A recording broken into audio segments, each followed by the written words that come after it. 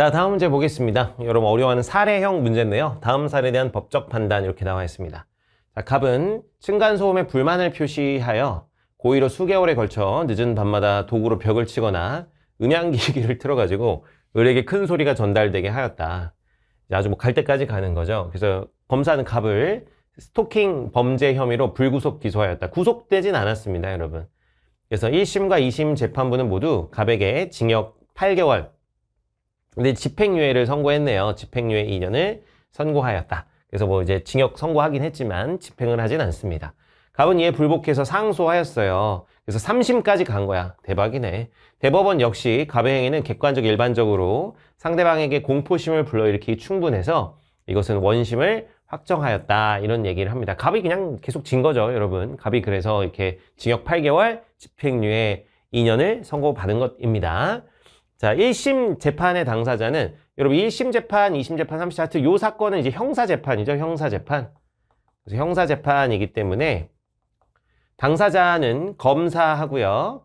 지금 검사가 그래서 이제 검사와 피고인이 형사재판의 당사자인데 누굴 기소했어요? 갑을 기소했죠. 그래서 검사와 을이 아니라 검사와 갑을 이제 당사자로 볼 수가 있습니다. 을 같은 경우는 이제 주요 참고인이 되는 거죠.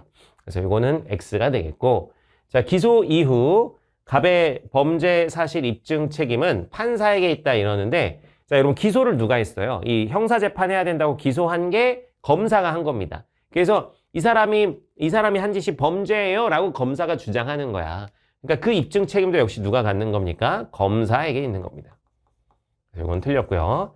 자, 1심 선고 이후 갑에게는 무죄 추정의 원칙이 적용되지 않는다 그러는데, 여러분 무죄 추정의 원칙은 확정 판결이 나기 전까지는 계속 적용이 됩니다. 그러니까 1심 이후에 2심 갔죠.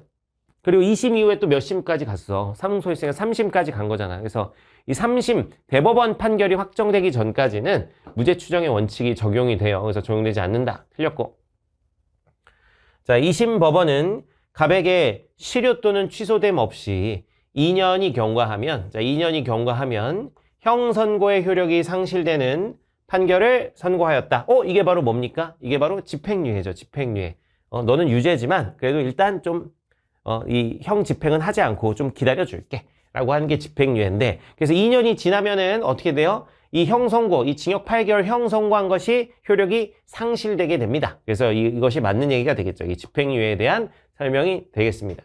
그래서 4번이 맞는 얘기고, 자, 5번 대법원의 확정 판결을 이유로 을은 배상명령을 신청하여 갑의 불법행위에 대한 손해배상을 받을 수 있다 그러는데, 여러분 이 배상명령 같은 경우는 1심, 2심 재판 중에 하는 거예요. 1심, 2심 재판 변론 중에 하는 겁니다. 변론 끝나기 전까지.